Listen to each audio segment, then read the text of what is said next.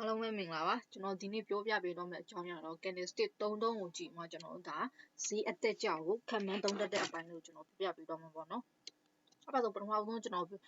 ပြောပြပေးမယ်ခါတွေကတော့ဒီ morning star နဲ့ evening star ပေါ့နော်ဒီ candlestick pattern တွေအကြောင်းကျွန်တော်ပြောပြပေးပါမယ်အဲ့ဒါဆို morning star ဆိုတာအကြောင်းကျွန်တော်တို့ဒါဒီပေါ့နော်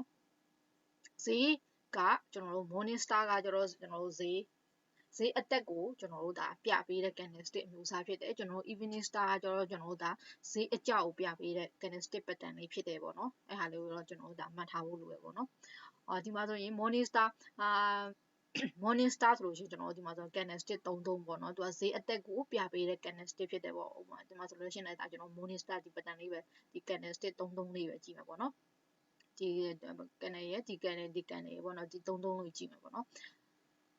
်ဒီမှာဆိုလို့ရှိရင်ကျွန်တော်တို့ဒါ morning star pattern ပေါ့နော် morning star ဆိုတဲ့အဓိပ္ပာယ်တိုင်းကျွန်တော်အလွယ်မှတ်မယ်ဆို morning ဆိုတော့ကျွန်တော်နေထွက်တာပေါ့နော်နေထွက်တာဆိုတော့ဒါနေကတဖြည်းဖြည်းနဲ့ဒါမြင့်တဲ့ထက်မြင့်လာတယ်ပေါ့နေထွက်လာပြီးလို့ရှိရင်ကျွန်တော်အဲ့လိုမျိုးသဘောတရားပဲကျွန်တော်တို့ဒါ morning star ကကျတော့ကျွန်တော်ဈေးအတက်ကိုပြပေးရဟာပေါ့နော် evening star ကျတော့ကျွန်တော်တို့ဒါညနေဆောင်လို့ပဲကျွန်တော်တို့ဒါပြောရမယ်ဆိုညနေဆိုရင်နေကတဖြည်းဖြည်းနဲ့ဝင်ထွက်ရပေါ့နော်ကြသွားရလို့ပြောလို့ရပါပေါ့နော်အဲ့လိုမျိုးဖြစ်တဲ့အတွက်ကျွန်တော်တို့ evening star ဆိုရင်ဈေးအကြောက်ကိုပြပေးရဲနဲ့ဟာဆိုတာလေးကျွန်တော်တို့ဒါအလွယ်လေးမှတ်လို့ရအောင်လို့ပေါ့နော်။ဒါဆိုရင် morning star ဆိုလို့ရှိရင်ကျွန်တော်တို့ဒါ candlestick 3သုံးမှာဆိုရင် morning star လို့ဖြစ်ဖို့အတွက်ဆိုကျွန်တော်တို့ဘာရှိရမလဲဆို candlestick က3သုံးရှိရမှာပေါ့နော်။3သုံးမှာဆိုရင်ပထမ candlestick ကဘာဖြစ်ရမလဲဆိုရင်ကျွန်တော်တို့ဒါဒီပေါ့နော်ဘဲကန်နေဖြစ်ရမယ်အနီရောင်ကန်နေအတုံးဖြစ်ရမယ်အနီရောင်ကန်နေအတုံးကဒါ body ကြီးရမယ်ပေါ့နော် body ကြီးရမယ်ကျွန်တော်တို့ဒါ body ကြီးတဲ့အနီရောင်ကန်နေအတုံးဖြစ်ရမယ်ကျွန်တော်တို့ဒုတိယ candlestick ကကျွန်တော်တို့ဒါ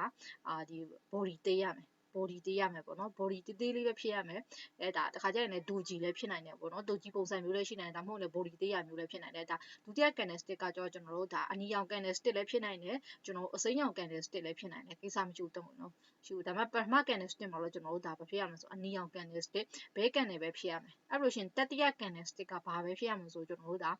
ါဘူးကန်နေပဲဖြစ်ရမယ်အစိမ်းရောင် candlestick ပဲဖြစ်ရမှာပေါ့နော်ဒီလိုမျိုး candlestick လေး3ခုကိုတွေ့ပြီဆိုလို့ရှိရင်ကျွန်တော်တို့သူ့ကိုဘာလို့ခေါ်လို့ရလဲဆို morning star လို့ခေါ်ရဒီ morning star ကကျွန်တော်တို့ဘာဖြစ်တယ်လဲဆိုဈေးအတက်ကိုပြပေးတဲ့ candlestick ဖြစ်တယ်ဒါပေမဲ့ဒီကောင်ကဘယ်နေရာနေမှာပေါ်ရမလဲဆိုလို့ရှိရင်သူကဈေးအတက်ကိုပြပေးရကြတော့သူပေါ်ရမယ့်နေရာရှိရပါတော့တခြားနေရာမှာပေါ်တယ်ဆိုရင်သူဈေးအတက်ကိုပြပေးတာမဟုတ်ဘူးကျွန်တော်တို့ဒါသူပေါ်ရမယ့်နေရာရှိရသူကဘယ်နားမှာပေါ်ရမလဲဆိုကျွန်တော်တို့ဒါ down trend ပေါ့နော်ပြောမှဆိုရင် down trend တစ်ခုမှာကျွန်တော်တို့ပေါ်ရမယ်down trend တစ်ခုရဲ့အဆုံးမှာအရှိမဒီကမလာခင်မှာကျွန်တော်အရှိက down trend တစ်ခုလာမယ် down trend တစ်ခုလာပြီးလို့ရှိရင်ဒီမှာဒါအနီရောင်ကန်နေလေးပေါ့နော်ဘဲကန်နေလေးကကျွန်တော်တို့ body ကြီးရမယ်ပေါ့နော် body သေးသေးလေးတော့ဖြစ်လို့မရဘူးကျွန်တော်တို့ body ကြီးတဲ့ဒါfull body ကြီးမားတဲ့ကျွန်တော်တို့ red candle လေးဖြစ်မယ်အဲ့လိုရှင်ကျွန်တော်တို့ဒါဒုတိယ candle ကကျွန်တော်တို့ဒါဒူကြီးလည်းဖြစ်နိုင်တယ်ဒါမှမဟုတ်လည်း candle သေးတာပေါ့ပြောမှဆို body သေးတာပေါ့ sorry body သေးတဲ့ကျွန်တော်တို့ဒါဘူး candle လည်းဖြစ်နိုင်တယ်ဘဲ candle လည်းဖြစ်နိုင်တယ်ဒီလိုဖြစ်ပြီးတော့ရှင်တတိယ candle stick ကဘာဖြစ်ရမလဲဆိုရင်လို့ရှင်ကျွန်တော်တို့ဒါအစိမ်းရောင် candle လေးဘူးကန်တယ်ဖြစ်အောင်ပေါ့နော်ဒီလို candlestick လေးဖြစ်သွားပြီဆိုတော့ねဒီကောင်ကဘာဖြစ်လဲဆိုရင်ကျွန်တော်တို့ဒါဈေးကဆက်တက်တော့မယ်ဆိုတာကျွန်တော်တို့ပြပေးရပေါ့နော်ဈေးကဆက်တက်တော့မယ်ဆိုတာကျွန်တော်တို့ပြပေးရပေါ့နော်အဲ့ဖြစ်တဲ့ဒီ morning star ဘယ်မှာပေါ်အောင်လဲဆိုကျွန်တော်တို့ဒါဒီ down trend တစ်ခုရဲ့အဆုံးနေကျွန်တော်တို့ support ဈေးတန်းနေမှာကျွန်တော်တို့ဒါဒီလိုမျိုးပေါ်ခဲ့ပြီဆိုဒီကောင်ကဒါဈေးပြန်တက်တော့မယ်ဆိုအောင်ပြပေးတဲ့ candlestick ဖြစ်တယ်ဆိုတာကျွန်တော်တို့သိထားဖို့လိုတယ်ပေါ့နော်ဒီမှာဆိုလို့ရှိရင်တစ်ခါတလေမှာဆိုလို့ရှိရင်ဒီပေါ့နော်ပထမ candlestick ကတော့ကျွန်တော်တို့ဒါအနီရောင် candlestick ဖြစ်တယ်ဒုတိယ candlestick မှာဆိုလို့ရှိရင်ဒီကက်ဟာတာမျိုးလည်းဖြစ်နိုင်တယ်ပေါ့နော်ဒုတိယ candlestick နဲ့ဒီဆိုဒီမှာဆိုပုံမှန်အားဖြင့်ဆိုလို့ရှိရင်ကျွန်တော်ဒီပထမ candlestick ရဲ့ပိတ်ဈေးဟာနောက်ထပ် candlestick ရဲ့ကျွန်တော်တို့အဖွင့်ဈေးပေါ့နော်ဒီမှာဒီပုံလေးထဲမှာဆိုရှင်ကျွန်တော်တို့ဘာဖြစ်တယ်လဲဆိုကက်ဟာတော့ရပေါ့နော်ဒီပိတ်ဈေးမှာပဲကျွန်တော်တို့ပြန်ဖွင့်ရမှာဟာကိုမဖွင့်ဘဲနဲ့ကျွန်တော်အနည်းငယ်လေးကက်ဟာပြီးမှကျွန်တော်တို့ဘာဖြစ်လဲဈေးကကျတယ်ပေါ့နော်ဒီလိုမျိုးကက်ဟာတဲ့အခါလည်းရှိတယ်ကက်ဟာပြီးမှဒုတိယ candlestick ကရှိရမျိုးလည်းရှိတယ်တခါကျရင် get မဟာပေါ့ဒီပုံနေလေးအတိုင်းပဲ get မဟာတာမျိုးလည်းရှိတယ်ပေါ့နော်ဒါကတော့ get ဟာတာလည်းကြုံတွေ့ရတယ်လို့ get မဟာတာလည်းကြုံတွေ့ရတယ် okay အဲ့လိုရှင်ဒီ candlestick ဒုတိယ candlestick ပြီးတော့ဒါတတိယ candlestick ကကျတော့ဒါကျွန်တော်တို့ဒါget ဟာတာမျိုးလည်းဖြစ်နိုင်တယ်ပေါ့နော် get မဟာတာမျိုးလည်းဖြစ်နိုင်တယ်ပေါ့ဒီနှစ်ခုကြားမှာကျွန်တော်တို့ဒါတချို့ဒီ Morningstar တွေကဟားမဖြစ်တာမျိုးလည်းရှိတယ်တချို့ Morningstar ကမဟာပဲနဲ့ကျွန်တော်တို့ဒီ candlestick 3လုံးဖြစ်တာလည်းဖြစ်နိုင်တယ်ပေါ့နော်ကျွန်တော်တို့ဒီမှာ candlestick ဒီ Morningstar ဖြစ်ပြီဆိုလို့ရှိရင်ကျွန်တော်တို့ဘယ်နားမှာပေါ်အောင်ဆို down trend တစ်ခုရဲ့အဆုံးနေ support ဈေးတန်းတွေမှာကျွန်တော်တို့ပေါ်အောင်မယ်ပေါ့နော်ဒါမှဒီကောင်တွေကဘာဖြစ်လဲဆိုရင်ဈေးပြန်တက်တော့မယ် reversal ဖြစ်နိုင်တယ်ပေါ့နော်အဲ့ပြီးလို့ရှိရင်ကျွန်တော်တို့ဒီမှာဆိုရင် candlestick 3လုံးထဲမှာဆိုကျွန်တော်ပထမ candlestick ကကျွန်တော်တို့ဟိုဒါ body ကြီးတဲ့ဒီရဲ့ဘေးကန်နဲ့ဖြစ်ရမယ်ကျွန်တော်တို့တတိယ candlestick ကဒါ body ကြီးတဲ့ကျွန်တော်တို့ဒါဘူးကန်နဲ့ဖြစ်ရမယ်ပေါ့နော်အလဲကဟာတော့ကျွန်တော်တို့ဒါ body သေးရင်ရပြီပေါ့နော် body သေးရင်ရပြီကျွန်တော်တို့ဒါဘူးဖြစ်ဖြစ်ဘေးဖြစ်ဖြစ်ရတယ်ဒီအချက်လေးတွေနဲ့ကိုက်ညီတယ်ဆိုလို့ရှိရင်တော့ဒါကျွန်တော်တို့ဒါဒီ morning star လို့ခေါ်ပြီးမှကျွန်တော်ဈေးပြန်တက်တော့မယ်ဆိုတာကိုပြပေးတဲ့ candlestick ဆိုတာကိုကျွန်တော်တို့ကြည့်နိုင်တယ်ပေါ့နော်အဲ့ဖြစ်တဲ့ဒီဟာကိုကြည့်မှကျွန်တော်တို့ဘယ်လိုအယောင်းဝယ်လုပ်ကြမလဲပေါ့နော်အယောင်းဝယ်လုပ်ကြမလဲဆိုလို့ရှိရင်ကျွန်တော်တို့ဒီမှာကျွန်တော်တို့ဒီ candlestick ကိုပေါ်ပြီးဆိုတာနဲ့ကျွန်တော်နောက်ထပ် candle တစ်လုံးမှာကျွန်တော်တို့ဘာပြောလို့ရလဲဆိုတော့ buy entry ဝင်လို့ရတယ်သူကဘာဖြစ်လဲဆိုရင်ဈေးအကြောက်ဈေးအသက်ကိုပြပေးတဲ့ candlestick ဖြစ်တဲ့အတွက်ကျွန်တော်တို့ဒါ buy entry ဝင်မယ်SN ကိုကျတော့ကျွန်တော်တို့ဒီ pattern ရဲ့ပေါ်ပြောမှာဆိုရင်ဒုတိယဒီ pattern ရဲ့ကျွန်တော်တို့ဒီ pattern ရဲ့အောက်နားနေမှာပေါ့အောက်ဖက်မှာဈေးအနှဲငယ်ခွာပြီးမှကျွန်တော်တို့ SN ပေးလို့ရတာမဟုတ်ရင်အနည်းဆက်ဆုံး support ဈေးတက်ရဲ့အောက်မှာကျွန်တော်တို့ဒါstore လို့ပေးထားလို့ရတယ် TP ကတော့ကျွန်တော်တို့ဒါအနည်းဆက်ဆုံး resistance ဈေးမရောက်ခင်မှာကျွန်တော်တို့ဒါအမြတ်နဲ့ထွက်ခဲ့လို့ရတယ်ပေါ့နော်ဒါ morning star ရဲ့ပုံစံလေးပေါ့နော် evening star ခဏပြောသလိုမျိုး evening star ဆိုတာကကျွန်တော်တို့ဒါဈေးကအကြောက်ကိုပြပေးတဲ့ပုံစံနဲ့ပေါ့နော်ဈေးအကြောက်ကိုပြပေးတဲ့ pattern ဖြစ်တယ်အဲဆို evening star မှာဆိုလဲကျွန်တော်တို့ candlestick 3လုံးရှိတယ်ဒါပေမဲ့evening star ကဒီမှာဆိုပထမ candlestick ကဘာ candlestick ပဲဖြစ်ရမှာဆို body ကြီးတဲ့ကျွန်တော်တို့ဒါဘူးကန်နေပဲဖြစ်ရမယ်ဈေးအသက်ကန်နေပဲဖြစ်ရမယ်ကျွန်တော်တို့ဒါဒုတိယ candlestick ကဒါ body သေးရမယ် body သေးရမယ်နောက်ပြီးတော့ဒါ body သေးရမယ်သူကအစိမ်းရောင် candlestick လည်းဖြစ်နိုင်တယ်အနီရောင် candlestick လည်းဖြစ်နိုင်တယ်ကြိုက်တယ်လို့ဖြစ်လို့ရတယ်ဒါပေမဲ့ body သေးရမယ်သူကတတိယ candlestick ကကျတော့ဘာပဲဖြစ်ရမလဲဆိုကျွန်တော်တို့ဒါ bear candlestick ပဲဖြစ်ရမယ်အနီရောင် candlestick ပဲဖြစ်ရမယ်ပေါ့နော်ဒါအယောင်လွဲလို့မရဘူးပေါ့နော်ပထမ candlestick နဲ့တတိယ candlestick ကကျွန်တော်တို့အယောင်လွဲလို့မရဘူးအဲ့လိုရှင်ဒီကောင်ဒီမျိုးပေါ်တယ်ဆိုလို့ရှင်သူ့ကို evening star လို့ကျွန်တော်တို့ကပြောလို့ရတယ်အဲ့ဆိုရင်ဒီကောင်တွေကဒါဈေးအကြောက်ပြပေးတဲ့ pattern ဖြစ်တဲ့အတွက်ဒီကောင်ကဘယ်နားမှာပေါ်ရမလဲဆိုလို့ရှင်သူက at trend ပေါ့နော် at trend မှာပေါ်ရမှာပေါ့ at trend တစ်ခုရဲ့အဆုံးမှာပေါ်ရမှာကျွန်တော်တို့ဒါဒီ pattern မပေါ်ခင်မှာဆိုကျွန်တော်တို့ဘာဖြစ်တာဈေးကအတက်လာရမယ်ဒါ resistance ဈေးတန်းတွေမှာပေါ်ခဲ့မယ်ဆိုရင်ဒီကောင်တွေကဘာဖြစ်လဲဆိုလို့ရှင်ကျွန်တော်တို့ဒါဈေးကို reversal ပြန်သွားတော့မယ်အကျဘက်ကိုသွားတော့မယ်ဆိုတာကျွန်တော်တို့ပြပေးနေရတယ်တူတူပဲပေါ့နော်အဲ့ဖြစ်တဲ့အတွက်ကျွန်တော်တို့ဒီမှာဆိုလို့ရှိရင်ဒါဒီမှာဈေးတန်းတစ်ခုကအတက်ဘက်ကိုလာတဲ့အချိန်မှာဒီ pattern ပေါ့နော်ဒီ candlestick ရဲ့ဒီ candlestick သုံးစင်းမှာဆိုလို့ရှိရင်ကျွန်တော်တို့ဒါ evening star ပေါ့နော် evening star pattern ပေါ်လာပြီဆိုတော့ねကျွန်တော်တို့ဒါနောက်ထပ် candlestick ကကျွန်တော်တို့ဒါဈေးကဆက်ကျနိုင်တာဖြစ်တဲ့အတွက်ကျွန်တော်တို့ sell entry ဝင်လို့ရတယ်ပေါ့နော် sell entry ဝင်မယ် TP ကိုကျွန်တော်တို့ဒါအနည်းဆက်ဆုံး support ဈေးတန်းမရောက်ခင်မှာကျွန်တော်တို့အမြတ်နဲ့ထွက်မယ် SN ကိုကျတော့ဒီ pattern ရဲ့ကျွန်တော်တို့ဒီ pattern ရဲ့အပေါ်နားလေးမှာကျွန်တော်တို့ store lot ပေးထားလို့ရတယ်ဒါမှမဟုတ်လည်းဒီ pattern ပေါ်တဲ့ခါရဲ့ကျွန်တော်အနီးဆက်ဆုံး resistance ဈေးရဲ့အပေါ်နားလေးမှာကျွန်တော်တို့ဒါstore lot ပေးထားလို့ရတယ်ပေါ့နော်ဒီ morning star ပဲဖြစ် evening star ပဲဖြစ်ကျွန်တော်တို့တစ်ခုတည်းရမှာဒီပထမ candle နဲ့ဒုတိယ candlestick ကကျွန်တော်တို့ဒါဘာလို့ဖို့လဲဆိုရင်အချောင်လွဲလို့မရဘူးပေါ့နော်နောက်တစ်ခုကကျွန်တော်တို့ဒါဘယ်နေရာမှာပေါ်အောင်မလဲ down trend မှာပေါ်အောင်မလား up trend မှာပေါ်အောင်မလားတခြားနေရာမှာပေါ်လဲဆိုရင်ကျွန်တော်တို့ဒါအလုံးလုံးမှာမဟုတ်ဘူးပေါ့နော်သူကevening star ဆိုလို့ရှိရင်လည်းကျွန်တော်တို့ဒါ up trend တစ်ခုရဲ့အဆုံးမှာပေါ်ရမယ် morning star ဆိုရင် down trend မှာပေါ်ရမယ်ပေါ့နော်ဒီဟာလေးဒီအချက်လေးနဲ့ကိုက်ညီမှာဒီကောင်ကဈေးအသက်အကျကိုဖြစ်ပေါ်စေတယ်ပေါ့နော်ကျန်တဲ့တခြားနေရာမှာပေါ်လဲဆိုရင်ဒါမှန်ကန်မှုအလုံးလုံးမှာမဟုတ်ဘူးပေါ့နော်ဒီကောင်ရဲ့ pattern ကအလုံးလုံးမှာမဟုတ်ဘူးပေါ့အဲ့ပြီးတော့ကျွန်တော်တို့ဒါနောက်ထပ်candlestick လေးတစ်ခုတွားရမယ်ပေါ့နော်နောက်ထပ် candlestick လေးကလည်း candlestick 3လုံးကိုကြည့်မှာကျွန်တော်တို့ဒါဈေးအသက်ကြောကိုခံမှန်းသုံးတတ်တဲ့pattern လေးပဲပေါ့နော်အဲ့ဟာကြောင့်3 white soldier နဲ့3 black cross ဆိုတာရှိရပေါ့နော်3 white soldier ဆိုလို့ရှိရင်ကျွန်တော်တို့ဒါဘာဖြစ်လဲဒီပုံလေးအတိုင်းလေးပဲ candlestick ကပြောမှဆိုရင်အစိမ်းရောင် candlestick ဘူးကန်နယ်လေးက3ကဘာဖြစ်လဲဆိုလို့ရှိရင်ကျွန်တော်တို့ဒီလိုပုံစံမျိုးလေးဖြစ်နေရမယ်ပေါ့နော်ဒီလိုပုံစံမျိုးလေးဖြစ်နေရမယ်ဒီလိုပုံစံလေးဖြစ်နေမှာပေါ့ဒီ candlestick လေး3လေးကပြောမှဆိုရင်ဒါ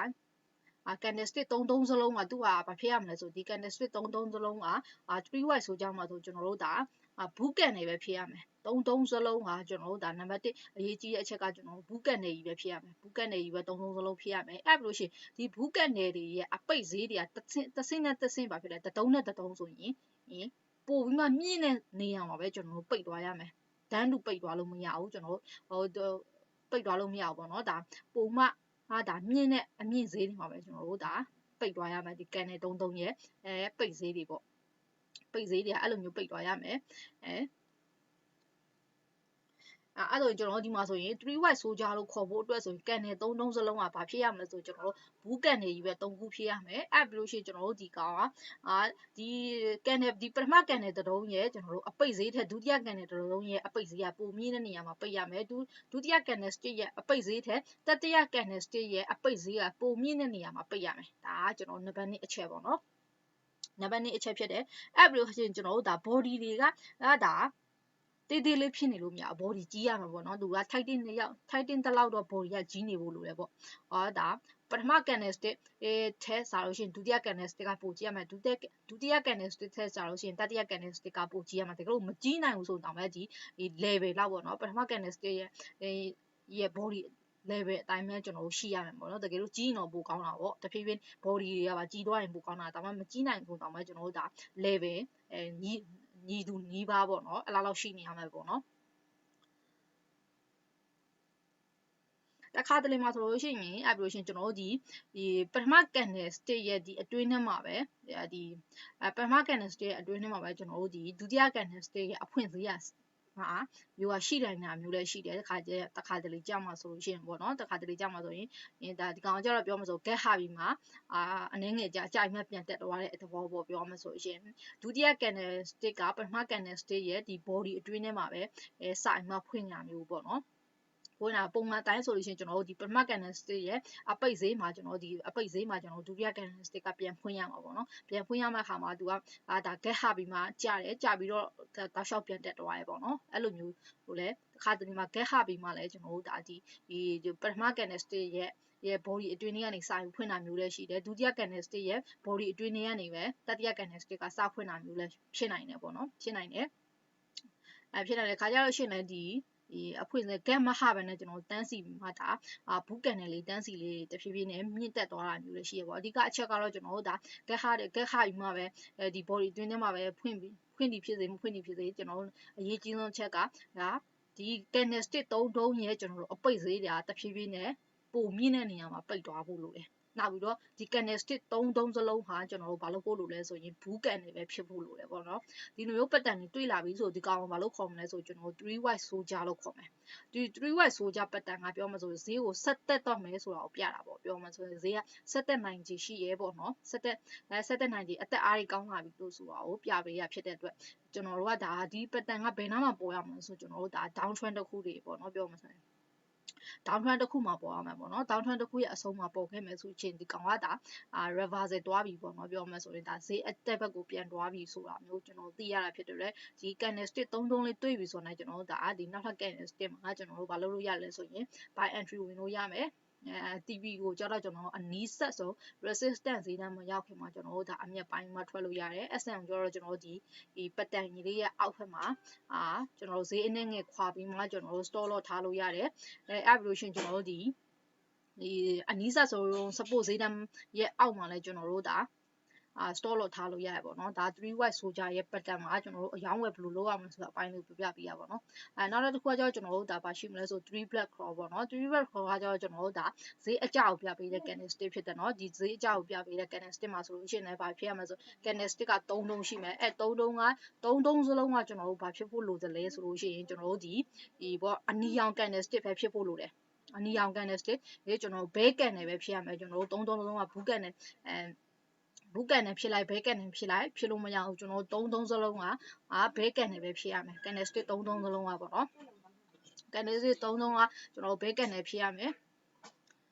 အဲ့မှာဆိုလို့ရှိရင်ဘဲကန်နဲ့ဖြစ်ပြီးသွားပြီဟဲ့ဆိုလို့ရှိရင်ကျွန်တော်တို့ဒီဟာ ခဏပြောသလိုမျိုးဟိုဒီ candlestick ပထမ candlestick ထက်ရဲ့အပိတ်ဈေးထက်ဒုတိယ candlestick ကပိုနှိမ့်တဲ့ဈေးတန်းမှာကျွန်တော်ပိတ်သွားဖို့လိုတယ်။အဲ့ပြီးဒုတိယ candlestick ရဲ့ပိတ်ဈေးထက်ကျွန်တော်တတိယ candlestick ကပိုနှိမ့်တဲ့ဈေးတန်းမှာကျွန်တော်ပိတ်သွားဖို့လိုတယ်ပေါ့နော်။ဒါပိတ်သွားဖို့လိုတယ်။အပိတ်ဈေးတဖြည်းဖြည်းနဲ့ပါဖြစ်လေအပူနှိမ့်တဲ့ဈေးတန်းတွေမှာပိတ်သွားဖို့လိုတယ်။ညီပြီးမှပိတ်စရာမလိုဘူးပေါ့နော်။ညီပြီးမှပိတ်နေလို့မရဘူးပေါ့နော်။ဒီလိုမျိုးပတ်တန်လေးကိုဘယ်နားမှာတွေ့ရပြီဆိုလို့ရှိရင်ကျွန်တော်တို့ဒါဈေးကိုအကြဆက်ပြီးမှကြာနိုင်ကြရှိလေအကြဘက်တော့မလဲဆိုတော့သိနိုင်တယ်လဲဆိုကြရင်ကျွန်တော်တို့ဒါဒီပတ်တက်မပေါ်ခင်မှာဆိုကျွန်တော်အရှိမဆိုဘာလာရမလဲဆိုရင်အတက်လာရမယ်အ trend တစ်ခုလာရမှာပေါ့နော်အ trend တစ်ခုလာပြီးလို့ဒီလိုပတ်တက်ပေါ်ခဲ့ပြီဆိုလို့ရှိရင်ကျွန်တော်တို့ဘာလုပ်ရမလဲဆိုရင်ဈေးကဆက်ကြနိုင်ကြရှိရဆိုတော့ကျွန်တော်တို့သိရတာဖြစ်တဲ့အတွက်ကျွန်တော်တို့ဘာဖြစ်လဲဒီပတ်တက်ပေါ်ပြီးဆိုတာနဲ့ကျွန်တော်တို့ sell entry ဝင်လို့ရတယ်နောက်ထပ် candle တစ်တုံးမှာကျွန်တော်တို့ဒါ sell entry ဝင်မယ် TP ကိုကျတော့အနည်းဆက်ဆုံးကျွန်တော်တို့ဒါ support ဈေးတန်းမရောက်ခင်မှာကျွန်တော်အမြတ်နဲ့ထွက်ပြီးမှS10 ကိုထားမယ်ဆိုလို့ရှိရင်တော့ကျွန်တော်တို့ဒီပတ်တက်ရဲ့ကျွန်တော်တို့ဒါအပေါ်နားလေးမှာဈေးနဲ့ငယ်ခွာမှကျွန်တော်တို့ SN ထားလို့ရတယ်ဒါမှမဟုတ်ရင်လည်းကျွန်တော်တို့ဒါအနည်းဆက်ဆုံးresistance ဈေးတန်းရဲ့အပေါ်မှာလည်းကျွန်တော်တို့ဒါstop loss ထားလို့ရတယ်ပေါ့နော်ဟုတ်ကဲ့ဒီနေ့ကျွန်တော်ပြောပြပေးတော့တာပေါ့ဒီ candlestick 3တုံးကိုကြည့်မှကျွန်တော်တို့ဒါဈေးအသက်ကြောက်ကိုကျွန်တော်ဘယ်လိုခံမှန်းသုံးသပ်လဲဆိုတဲ့အပိုင်းလေးကိုကျွန်တော်ပြောပြပေးတော့တာဖြစ်တယ်ပေါ့နော်ဟုတ်ကဲ့အားလုံးကျေးဇူးတင်ပါတယ်